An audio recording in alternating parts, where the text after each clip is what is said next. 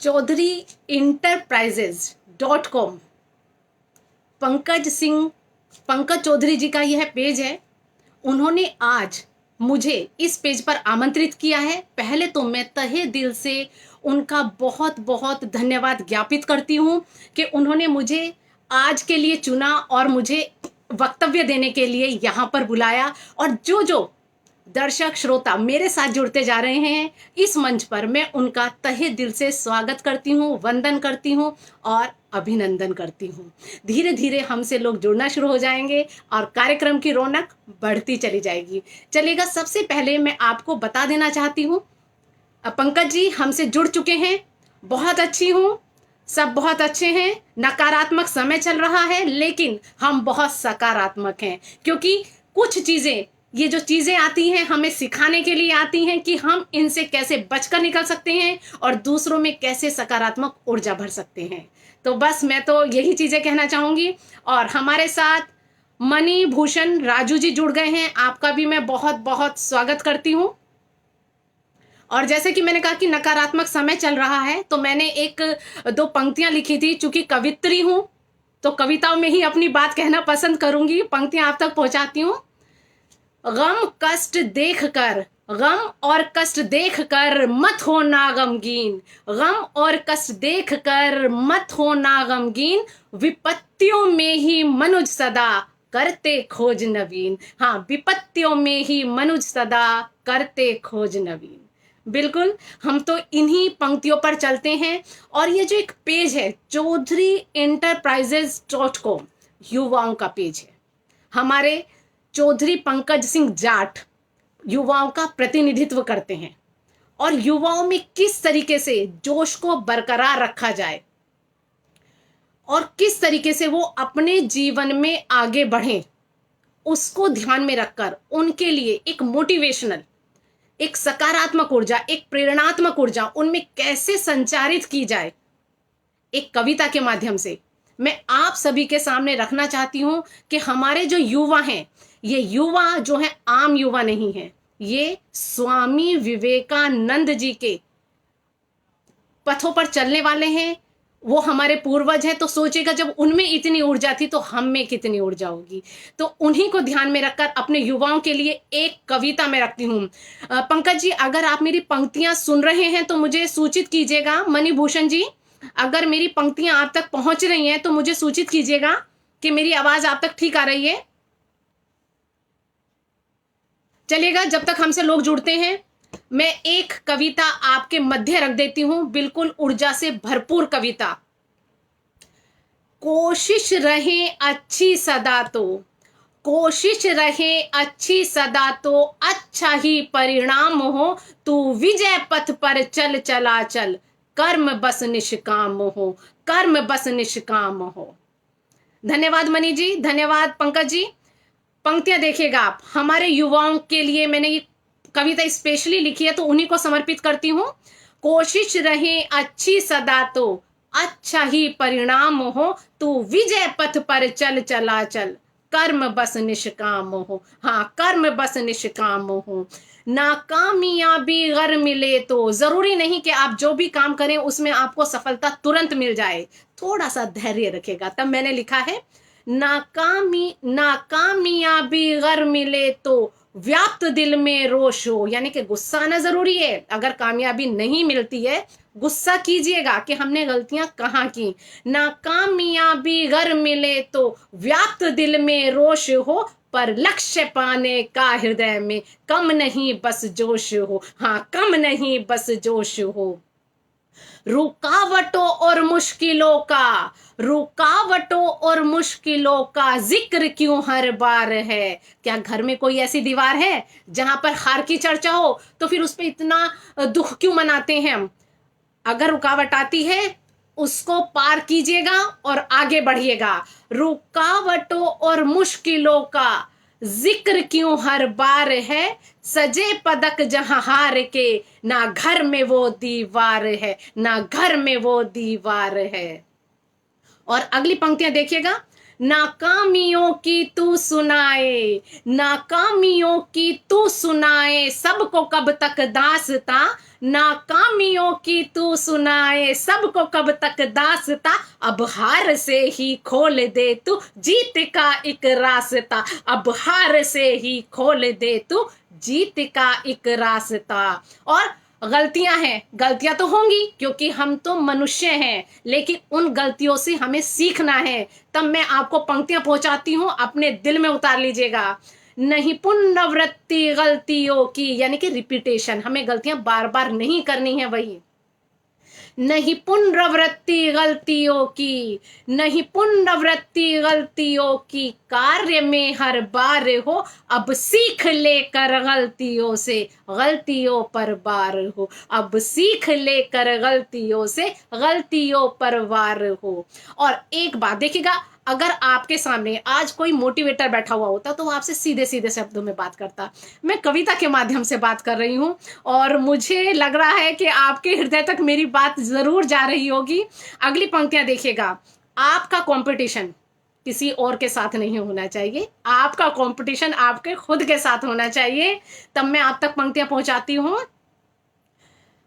स्पर्धा कर नहीं दूसरों से, स्पर्धा कर नहीं दूसरों से, तू स्वयं को बस हरा, तोड़ कर मानक स्वयं के, कर नया मानक खड़ा, तोड़ कर मानक स्वयं के, कर नया मानक खड़ा।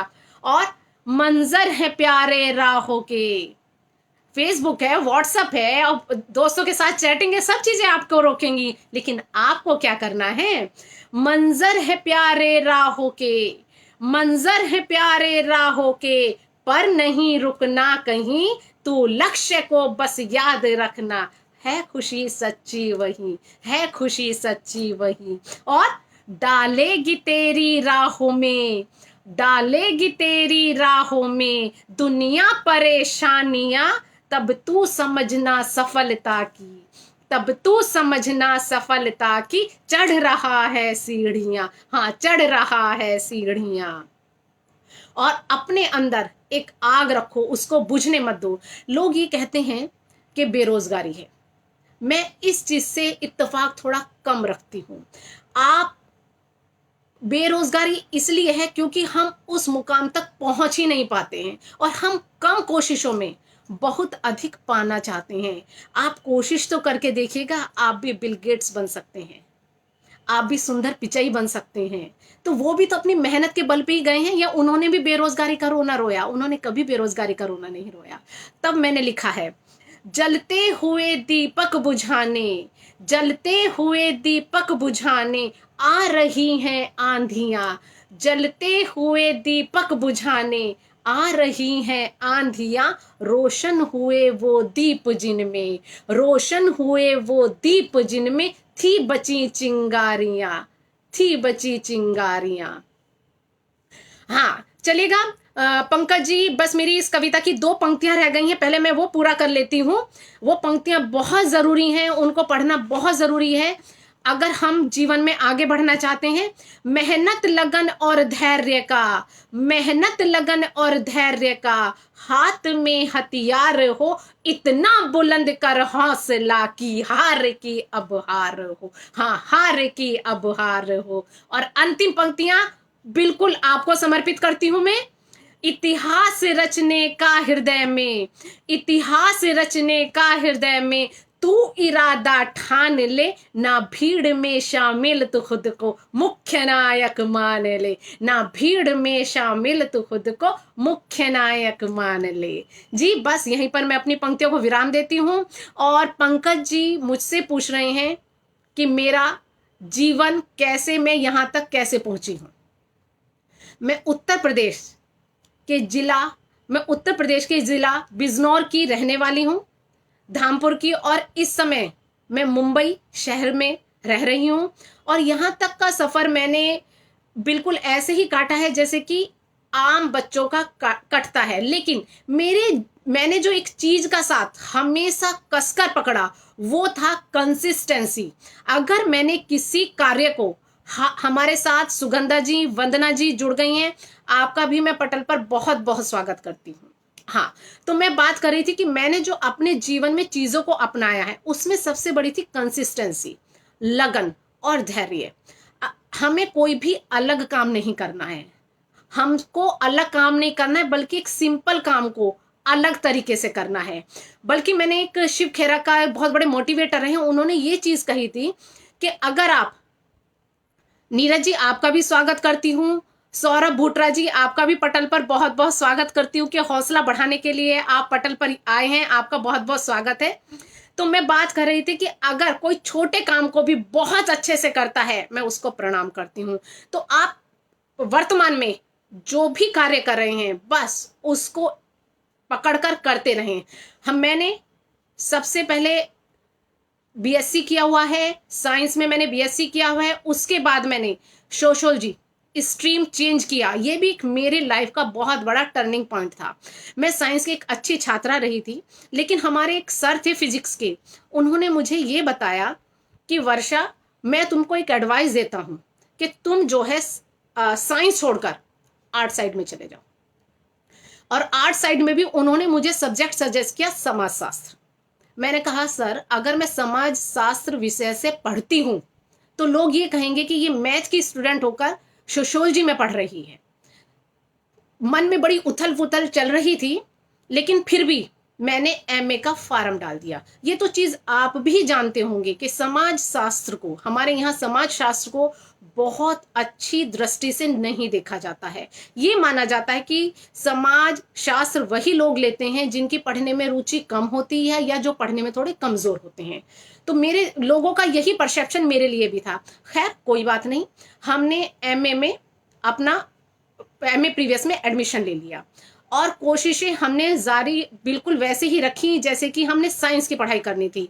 प्रॉपर नोट्स बनाने और बिल्कुल अच्छे तरीके से हमने पढ़ाई अपने एमए के प्रीवियस ईयर की। और दोस्तों आप यकीन मानिएगा, जिस समय एमए प्रीवियस का रिजल्ट आया, मैं अपने कॉलेज के टॉपर रही। और उस समय मेरे समाज शास्त्र में इतने नंबर आए जो कि किसी के नहीं आते। यूनिवर्सिटी में मेरा दूसरा नंबर था और मैंने केवल उस विषय जो समाज शास्त्र को हीन दृष्टि से देख रहे थे उसको, उसका कद ऊंचा कर दिया।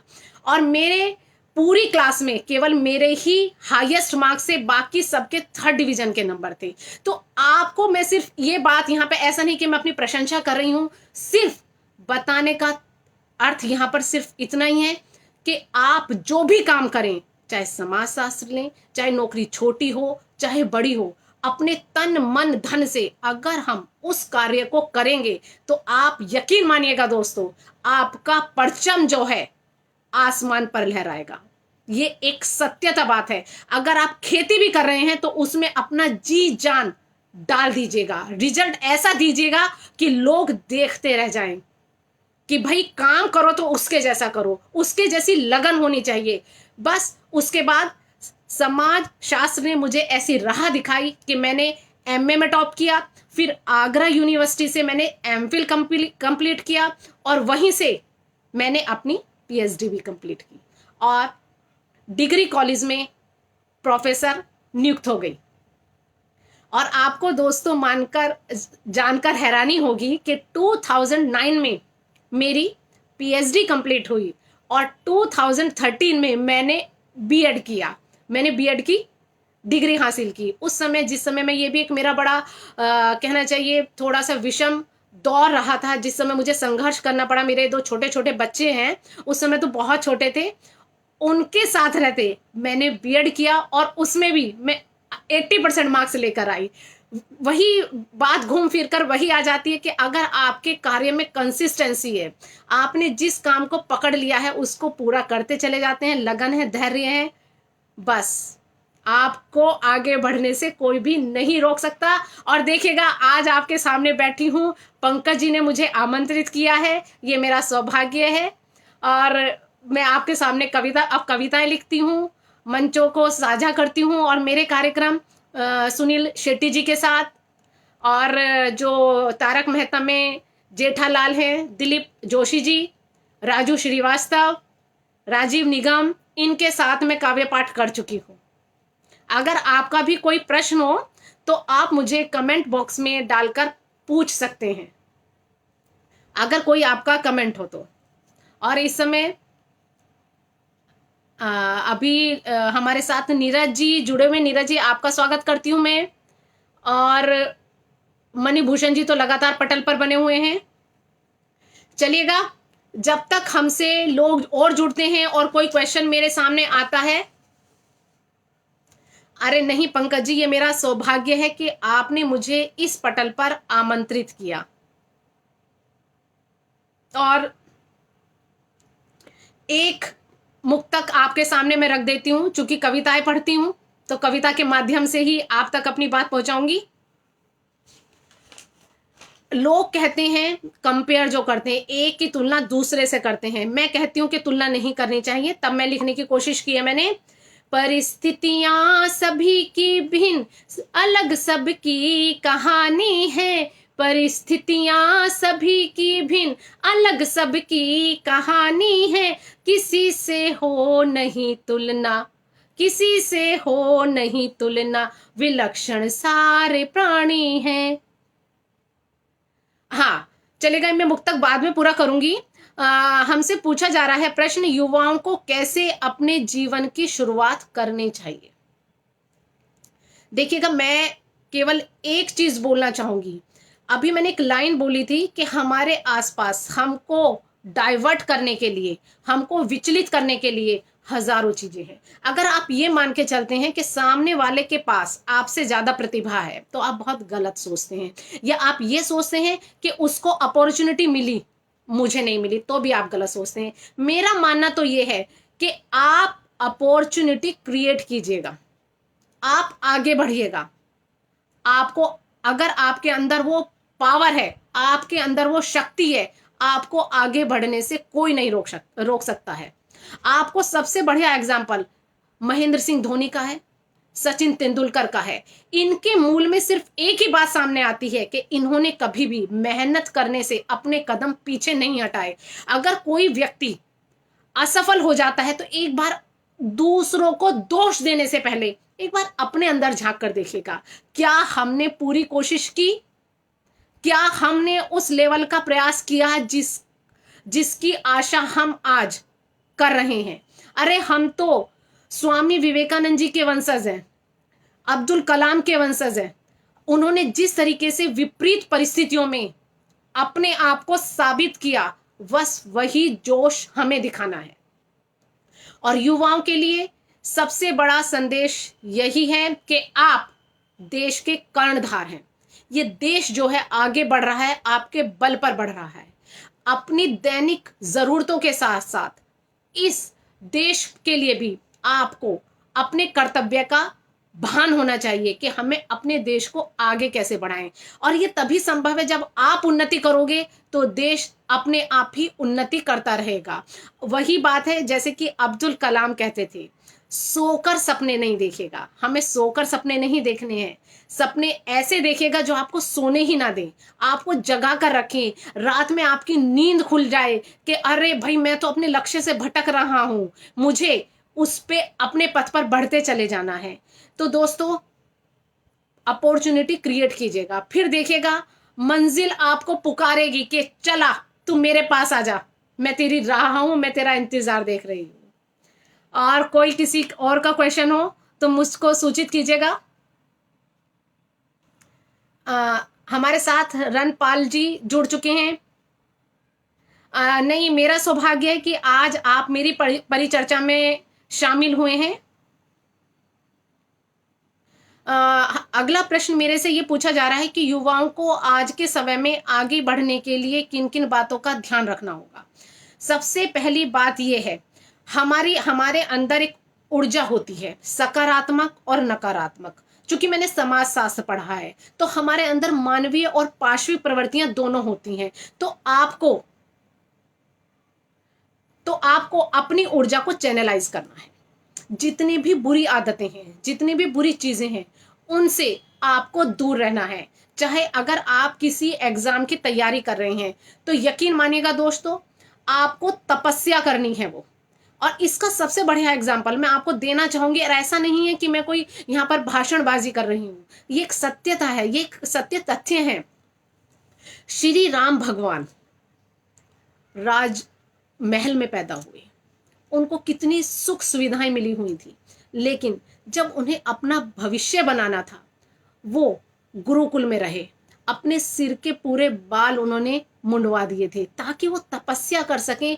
जिस चीज के लिए वो अपना जीवन पथ, अपने जीवन को निर्धारित करना है, पूरा दिमाग हम उसी में ही लगा सकें।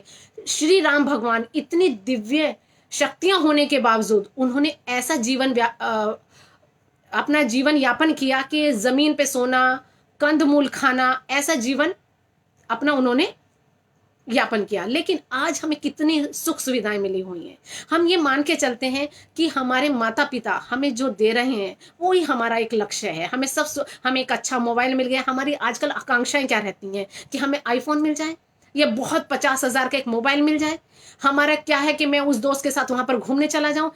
मैं ये नहीं कहती कि जो मेरे इस पटल से जुड़े हुए हैं सबकी ऐसी इच्छाएं रहती हैं, लेकिन अधिकतर आप अपने आसपास देखिएगा कि लोगों की कैसी इच्छाएं रहती हैं, तो उनका आपको त्याग करना पड़ेगा। जितनी भी लग्जीरियस लाइफ में, जितनी भी ये भोग विलासिता की चीजें हैं, केवल तब तक जब तक आप अपने लक्ष्य को प्राप्त नहीं कर लेते। आप इन चीजों के पीछे मत दौड़िएगा, आप इन चीजों के पीछे मत दौड़िएगा, आप अपने लक्ष्य के पीछे दौड़िएगा। देखिएगा चलते चलते ये चीज आपके पीछे आ जाएंगी। मोबाइल जिसे आज आप तरसते हैं खरीदने के लिए, लोग आपको ऑफर करेंगे कि अरे आप इतने बड़े मुकाम पर पहुंच गए, आपकी कंपनी आपको ये लैपटॉप भी दे रही है, ये मोबाइल भी दे रही है, पीटर इंग्लैंड की शर्ट भी दे रही है, तो आपको अच्छे से अच्छी चीजें आपको खुद मुहैया कराई जाएंगी। आप सिर्फ अपने अपने लक्ष्य को ध्यान रखिएगा। और पंक्तियां हैं भी, खुदी को कर बुलंद इतना, खुदी को कर बुलंद इतना कि खुदा तुझसे पूछे कि बता तेरी रजा क्या है। तो बस अपना मुकाम यही मनाइएगा। पंकज जी, मैं तो एक बार फिर यही कहूंगी कि बस तपस्या युवाओं को करनी आनी चाहिए एक समय तक। और हमारे पिताजी एक बहुत अच्छी चीज कहते थे कि जीवन में, सौरभ जी प्रश्न कर रहे हैं कि आज के दौर में सच्चे दोस्त की पहचान कैसे करें और कैसे अच्छे और नए दोस्त बनाएं। सौरभ जी, सबसे पहली बात तो मैं आपको बताना चाहूंगी, एक सच्चा दोस्त आपके भीतर छुपा हुआ है। सबसे पहले आप उसकी सुनिएगा, उसको सुनाइएगा, अपने उस अच्छे दोस्त से मिलेगा। अब आते हैं बाहर की दुनिया में। एक आप पहले आपको लोगों को, आप जिस मुकाम पर पहुंचाते हैं, मैं ये नहीं कहती, छोटे बच्चे की बात कर रही हूं, जब आप युवा होते हो आपको दोस्तों को परखना आ जाता है। आप अपने दोस्त को, अगर आपको वो एक बार धोखा देता है, हो सकता है कि वो आपको एक बार धोखा दे, जैसे कि काठ की हांडी सिर्फ एक बार चढ़ती है, लेकिन अगर वो आपको दूसरी बार धोखा दे तो आप संभल जाइए कि वो आपका ऐसा मित्र नहीं है कि जिससे आप अपने मन की बात बता सकें या उससे अपनी हर चीज शेयर कर सके। और अच्छा दोस्त और सच्चा दोस्त आपका बड़ा भाई हो सकता है, आपके माता पिता हो सकते हैं, आपकी पत्नी हो सकती है, जो आपके राजदार हैं, वफादार हैं और आपकी बातों को कभी भी इधर से उधर नहीं पहुंचाएंगे। और परखना आना चाहिए, मैं तो ये मानती हूं आपको परखना आना चाहिए। दोस्त आपके पास बहुत हैं और ये शक्ति आपके अंदर धीरे धीरे आ जाती है। और पंकज जी का एक क्वेश्चन है, नारी सशक्तिकरण का आप एक बेहतरीन उदाहरण है, क्या दिक्कतें आती हैं आज की नारी को वर्तमान युग में आगे बढ़ने के लिए? पंकज जी, बड़ा अच्छा प्रश्न आपने किया है। नारी सशक्तिकरण, नारी सशक्तिकरण क्या हमारा दूसरे लोग करेंगे? मैं एक नारी हूं तो सशक्तिकरण करने के लिए मैं किसका मुंह देखूं? सरकार का, अदालतों का, पुलिस का? नहीं, मुझे अपना सशक्तिकरण खुद ही करना पड़ेगा। आरक्षण से मैं केवल 2 कदम चल तो सकती हूं लेकिन दौड़ नहीं सकती। दौड़ने के लिए मुझे ही कुछ करना पड़ेगा। और पंकज जी, सबसे पहली बात तो मैं ये कहना चाहूंगी, नारी सशक्तिकरण में नारी की सुरक्षा का प्रश्न सबसे ज्यादा महत्वपूर्ण है कि नारी की सुरक्षा कैसे की जाए। अदालतें अपना काम कर रही हैं, पुलिस अपना काम कर रही है, लेकिन हमें सौरभ जी बहुत बहुत धन्यवाद। मुझे उम्मीद है कि आप मेरे उत्तर से सेटिस्फाई हुए होंगे। हाँ, तो हम बात कर रहे थे महिलाओं के सशक्तिकरण की। पंकज जी, आप युवाओं का प्रतिनिधित्व करते हैं, मैं आपसे ही प्रश्न करती हूं कि नारी को सशक्तिकरण के लिए सबसे पहले अपना मुंह देखना चाहिए, अपनी रक्षा खुद करनी आनी चाहिए। और एक चीज मैं हमेशा बोलती हूं कि रानी लक्ष्मीबाई अकेली महिला थी, उसका एग्जाम्पल आज भी दिया जाता है। उन्होंने अंग्रेजों को हराया, हालांकि उनको पराजय मिली, वो हार गई, लेकिन उन्होंने अंग्रेजों के दांत खट्टे कर दिए, युद्ध में वीर गति को प्राप्त हो गई, लेकिन उन्होंने हार नहीं मानी। लेकिन आज हमारे देश में इतनी घटनाएं महिलाओं के साथ इतनी बुरी हो रही हैं कि हम शर्मसार हो जाते हैं। मैं यहाँ पर किसी पर्टिकुलर चीज, किसी भी केस का नाम नहीं लूंगी। हम सब जानते हैं, चाहे वो हाथरस का हो, चाहे वो बेंगलोर का हो, चाहे वो निर्भया कांड हो, उसके लिए आपको अपनी घर की बेटी को तैयार करना पड़ेगा। और आज एक चीज आपको अपने परिवार में बेटियों को समझानी पड़ेगी कि भाई अब डर के काम नहीं चलेगा, आपको भी शक्ति अपने अंदर की क्या है वो अंदाजा होनी चाहिए। और मैंने इस पे 2 लाइनें लिखी भी हैं, वो पंक्तियों के माध्यम से मैं आपको बताना चाहूंगी कि परिवार में अब बेटियों की परवरिश का तरीका बदलना चाहिए। पंक्तियां देखिएगा। नारियों को कहे नहीं नाजुक और कोमल, चट्टाने वाली दृढ़ता अब इन्हें चाहिए। नारियों को कहे नहीं नाजुक और कोमल, चट्टाने वाली दृढ़ता अब इन्हें चाहिए। बाल बांका नारियों का कर नहीं पाए कोई, बचपन से गुर वो इनको बताइए। बचपन से गुर वो इनको बताइए। पिता भाई पति बेटा नारी के रक्षक माना, कैसे आत्मरक्षा हो ये भी तो बताइए। कैसे आत्मरक्षा हो ये भी तो बताइए। वहशी दरिंदे फिर डर जाए नारी से, वहशी दरिंदे फिर डर जाए नारी से। जोश लक्ष्मीबाई जैसा बेटी में जगाइए, जोश लक्ष्मीबाई जैसा बेटी में जगाइए। और मेरे से मनी जी प्रश्न करते हैं। मनी जी का प्रश्न है, आज की प्रश्न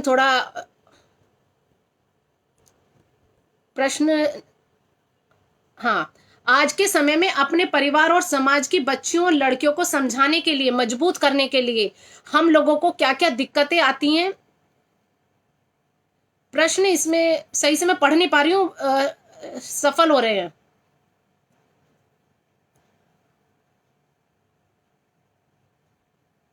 लड़कियों को समझाने के लिए, मजबूत करने के लिए हम लोगों को क्या सब करना चाहिए। आपसे आग्रह की आगे आए और मार्गदर्शन करें। माफी चाहती हूँ कि प्रश्न थोड़ा सफल हो रहा था, जंबल हो रहा था। सीधे सीधे प्रश्न उत्तर पर आती हूँ।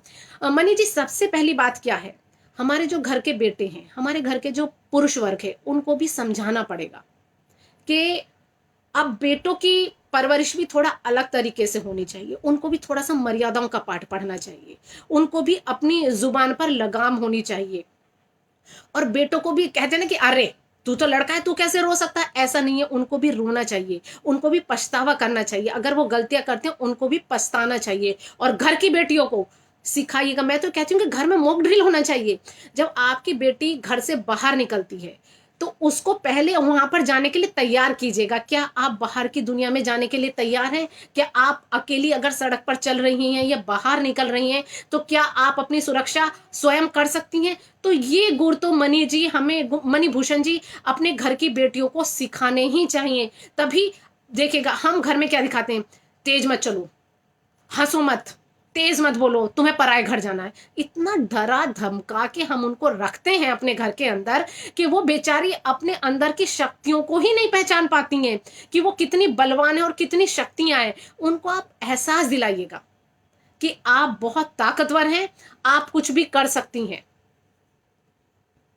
तो ये चीजें मेरे हिसाब से होनी चाहिए कि हमें अपने घर की बेटियों की परवरिश का थोड़ा सा, और बेटों की परवरिश का, दोनों का ही तरीका अब बदलना चाहिए कि बेटियों को मजबूत बनाइएगा और बेटों पर थोड़ी सी लगाम रखनी चाहिए कि भाई जैसे हमारी घर की बेटियां हैं वैसी ही दूसरी भी बेटियां हैं। और बेटियां एक बार अपना दिखा दे जोर।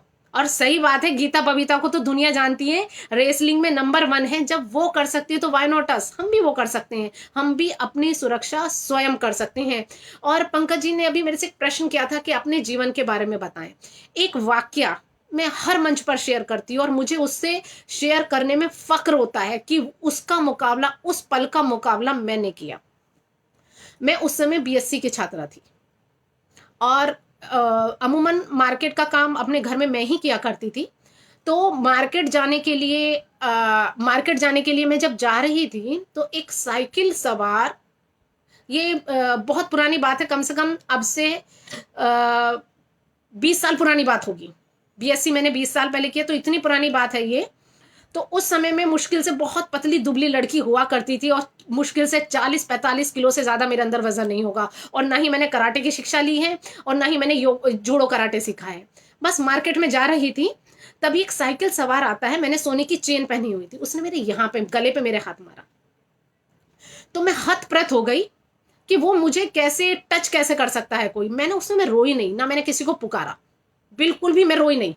और मैंने क्या काम किया, उस लड़के के पीछे जो साइकिल चला रहा था उसके पीछे दौड़ लगा दी। कम से कम 40 साल की उम्र का वो बंदा था, उसके पीछे दौड़ लगा दी और यकीन मानेगा उसकी साइकिल पीछे से खींच के मैंने उसको नीचे गिरा दिया।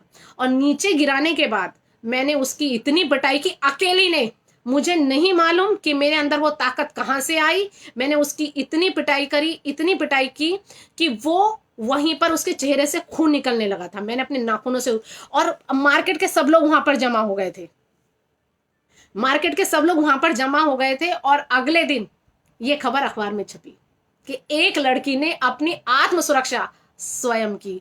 मैंने किसी से गुहार नहीं लगाई। तो दोस्तों, अपने घर की बेटियों को ये चीज सिखानी बहुत जरूरी है कि पहले आप रक्षा स्वयं करें, फिर दूसरे आपकी हेल्प के लिए आएंगे। और रणपाल जी लिखते हैं, संघर्षों से लिखी है आपने अपने जीवन गाथा। आज आपके द्वारा मोटिवेशनल स्पीच के द्वारा लोगों को जो जगाते हैं, उसकी जगह आपको, पंकज को बारंबार साधुवाद, धन्यवाद। मैं बहुत बहुत धन्यवाद आपको ज्ञापित करती हूँ। और अभी पंकज जी ने एक क्वेश्चन मेरे से और पूछा था कि युवाओं को किन किन चीजों से बचना चाहिए। सबसे पहली चीज है कि युवाओं को नशा नहीं करना चाहिए। ये आजकल जो ये नशे की लत हो गई है, हमारा युवा वर्ग सबसे ज्यादा इसी से भटकता है, यही उसका सबसे ज्यादा नुकसान करते हैं। तो उन चीजों से बचना चाहिए।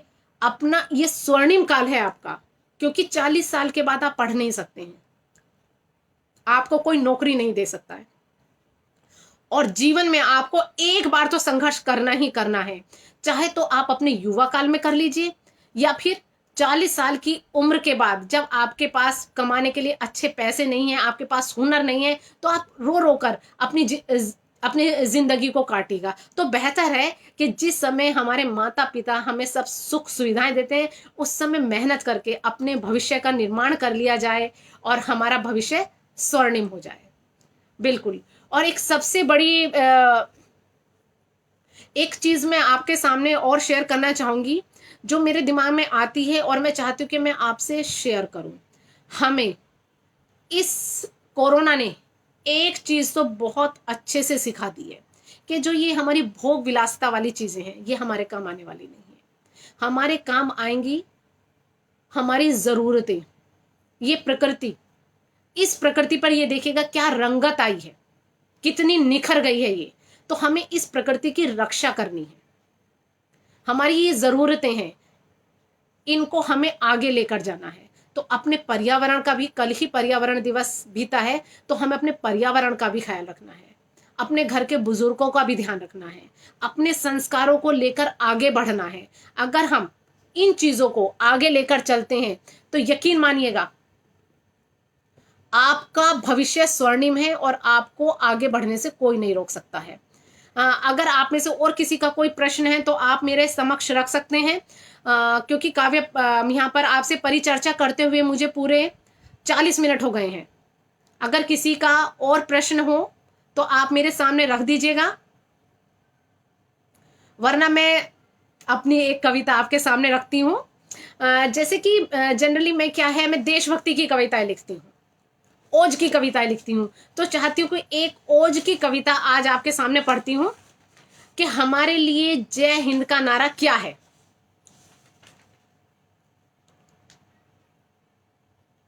बिल्कुल। पंकज जी लिखते हैं कि महिलाओं के आज के हालात के लिए हम सभी जिम्मेदार हैं, उसके लिए हमें अपनी बहन बेटियों को मजबूत बनाना पड़ेगा। पंकज जी, मैं तो आपसे प्रारंभ से ही कह रही हूँ, और मुझे कहते हुए पता नहीं मेरी इस बात को कोई अन्यथा ना ले ले, इसके लिए सबसे ज्यादा जिम्मेदार हमारे ये जो फिल्में हैं, ये सबसे ज्यादा जिम्मेदार हैं। पंकज जी, आप ध्यान से देखिएगा, जब 1950 में फिल्म बनाई जाती थी, उसमें क्या होता था कि हीरोइन जो होती उसको थोड़ा सा कमजोर दिखाया जाता था, क्योंकि उसकी रक्षा किसे करनी होती थी? हीरो को रक्षा करनी होती थी। महिला चिल्लाती थी फिल्मों में, बचाओ बचाओ बचाओ, और कहीं से हीरो आ जाता था और उस महिला को बचा के ले जाता था, क्योंकि फिल्मों में क्या है, फिल्मों में हीरो को ऊपर रखना है, तो उसमें महिलाओं को कमजोर थोड़ा सा दिखाया जाता है। और आज की फिल्मों में आज से 100 साल बाद भी वही चीजें हो रही हैं, 70 साल बाद भी वही चीजें हो रही हैं कि फिल्मों में हीरो को दबंग दिखाने के लिए महिलाओं पर प्रताड़ना दिखाई जाती है, कि महिलाओं को बचाने के लिए हीरो आएगा और उसको बचाकर ले जाएगा, और एक महिला फिल्मों में अपना हाथ तक विलेन से छुड़ा नहीं पाती है।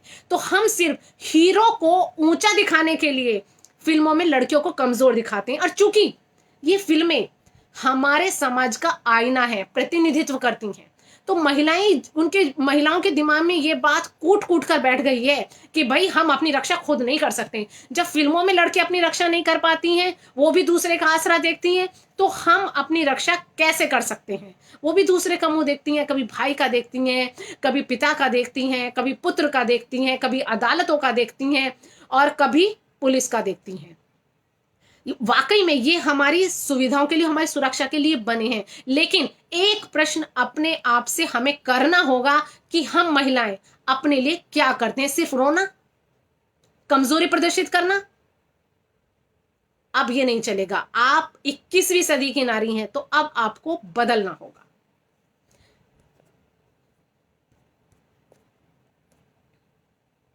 चलिएगा, मैं आपको एक देशभक्ति का छंद सुनाती हूं। मेरे संग बोलो सारे, मेरे संग बोलो सारे, जय हिंद जय हिंद, उद्घोष इसको तो जग का बनाएंगे। दिल में ये जोश भरे, दिल में ये जोश भरे, आंखों में आक्रोश भरे, बैरियों का दर्प जय हिंद से मिटाएंगे, बैरियों का दर्प जय हिंद से मिटाएंगे। रंग रूप जाति बोली कितने ही भिन्न हो, राष्ट्र धर्म किंतु सारे मिल के निभाएंगे, राष्ट्र धर्म किंतु सारे मिल के निभाएंगे। भारत की अखंडता और एकता पर, भारत की अखंडता और एकता पर, बलिदान खुद को भी हम कर जाएंगे, बलिदान खुद को भी हम कर जाएंगे। और आपको अपना इतिहास बताती हूं कि हम किनके वंशज हैं। हम, हमारी मातृभूमि, हमारी जो मातृभूमि है, इस पर कौन कौन जन्मे हैं, तब देखिएगा। धर्मवीर कर्मवीर, वीरों की ये माटी है, धर्मवीर कर्मवीर, वीरों की ये माटी है, मिला परमेश्वर का इनको सम्मान है, मिला परमेश्वर का इनको सम्मान है। बालक भरत गिने दांत यहाँ सिंह के, बालक भरत गिने दांत यहाँ सिंह के, राम के खिलौने बने धन और बाण है, राम के खिलौने बने धन और बाण है। ब्रह्मांड मुख भीतर मैया को दिखाए सारा, ब्रह्मांड मुख भीतर मैया को दिखाए सारा, जगत के दाता वो तो कृष्ण भगवान है, जगत के दाता वो तो कृष्ण भगवान है। गोद पाने प्रभु की, निकला जो तप को, गोद पाने प्रभु की, निकला जो तप को। अंबर में ध्रुव तारा अटल महान है, अंबर में ध्रुव तारा अटल महान है। ओम प्रकाश जी, पटल से जुड़ने के लिए आपका बहुत बहुत धन्यवाद। और आज इस पटल से जितने भी लोग जुड़े हैं उनका मैं तहे दिल से आभार मानती हूँ और धन्यवाद ज्ञापित करती हूँ। और अंत में जाते जाते मैं आपसे सिर्फ एक ही चीज, हमारे साथ जैकी जी जुड़ चुके हैं। जैकी जी, पटल पर मैं आपका बहुत बहुत स्वागत करती हूँ। एक ही बात कहना चाहती हूँ, आपको एक जीवन मिला है, ये जीवन बहुत खूबसूरत है, इसको रोकर मत काटिएगा, अपना कांटा स्वयं निकालिएगा और आगे बढ़ते चले जाइएगा, क्योंकि आप अपने जीवन के नायक हैं। आपको हिस्ट्री जो है खुद क्रिएट करनी है। क्यों आशा करते हैं, क्यों उम्मीद करते हैं, क्यों आस लगाते हैं कि कोई आएगा, आपको मनाएगा, आपके लिए थाली जो है पूरा परोस कर लाएगा, सजा कर लाएगा कि लीजिएगा खा लीजिएगा। नहीं, आपको अपनी थाली स्वयं सजानी है, आपको खुद आगे बढ़ना है। और जब आप एक बार प्रयास करते हैं तो ये पूरी कायनात, ये पूरी दुनिया आपकी हेल्प करती है, आपको आगे बढ़ने में सहायता करती है। लोग अक्सर मुझसे कहते हैं कि हमारे जीवन में उसने मेरा साथ नहीं दिया, उसने मुझे धोखा दिया, उसने मुझे परेशान किया। मैं ये कहती हूँ, एक बार उन लोगों को भी याद कीजिएगा जिन्होंने आपका साथ दिया, जिन्होंने आपको आगे बढ़ने में प्रेरणा दी। आप याद कीजिएगा, आप कभी भी अकेले सफलता हासिल नहीं करते, आपके पीछे कारवां होता है। आप उन पे ध्यान दीजिएगा और आगे बढ़ते जाइएगा। और जो पंकज जी, अगर आप आज्ञा दें तो मुझे लगता है कि प्रश्नों का सेशन खत्म हो गया होगा। अगर कोई है तो पूछ लीजिएगा, वरना मैं अब पटल से विदा लूंगी, जैसा आप आदेशित करें।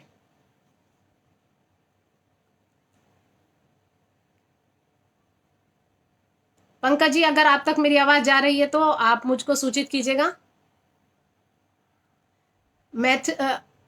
मैथिली जी मंच, बहुत बहुत धन्यवाद। मैथिल मंच, कि आपको आज मेरी बातें अच्छी लगी। अगर किसी के भी जीवन की बातें हिस्सा बन जाती हैं तो आज इस पटल पर आना मेरा सार्थक हो जाता है। प्रणाम ओम प्रकाश जी।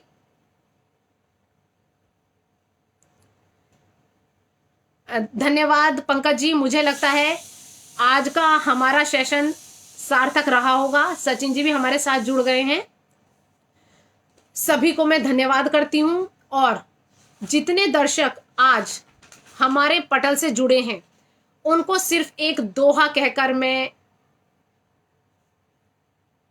बिल्कुल बिल्कुल पंकज जी, बिल्कुल अपने इतने गुणी बुद्धिजीवी, अच्छा जैकी जी कह रहे हैं एक कविता हमें भी सुना जाइएगा। बिल्कुल बिल्कुल, आपने कहा है तो बोलूंगी। पहले अपने दर्शकों को, उनके लिए एक दोहा सुनाती हूं। अभिनंदन है आपका, अभिनंदन है आपका, स्वागत बारंबार, अभिनंदन है आपका, स्वागत बारंबार। माफी चाहती हूं, अभिनंदन है आपका, आप बज्म सरताज, सरताज जो मुखिया होता है, अभिनंदन है आपका, आप बज्म सरताज, राम अवध ज्यों आ रहे, हुई दिवाली आज। मेरे लिए तो आप सब राम हैं और मेरी दिवाली आज मन गई है कि आप आज इस पटल पर आए हैं। जैकी जी, आपने मेरे से कहा है कि आपके लिए कविता सुनाऊं, तो एक दो लाइनें आपके लिए मैं सुनाती हूं। पंक्तियां देखिएगा आप। मेरे पहले प्यार को, थोड़ा लव पोएट्री है, दो पंक्तियों से विदा लेती हूँ। मेरे पहले प्यार को मिल जाती हर जीत, आज न गाती प्रेम के शिद्दत से यूं गीत, आज न गाती प्रेम के शिद्दत से यूं गीत। और अंतिम दोहा आज के लिए प्रेरणा से शुरुआत हो, प्रेरणा पे ही खत्म करती हूँ।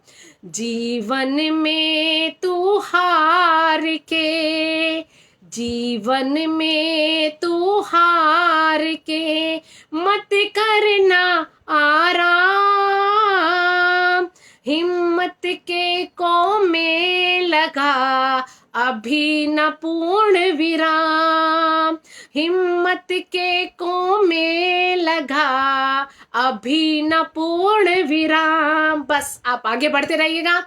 और पंकज जी, एक बार पुनः मैं आपको धन्यवाद ज्ञापित करती हूँ कि आपने आज इस पटल पर मुझे बुलाया, आमंत्रित किया chaudharyenterprises.com पर। ये मेरा सौभाग्य है और आपका यह पटल ऐसे ही दिन दूनी रात चौगनी तरक्की करता रहे, ऐसी शुभकामनाओं के साथ मैं पटल से विदा लेती हूँ। धन्यवाद।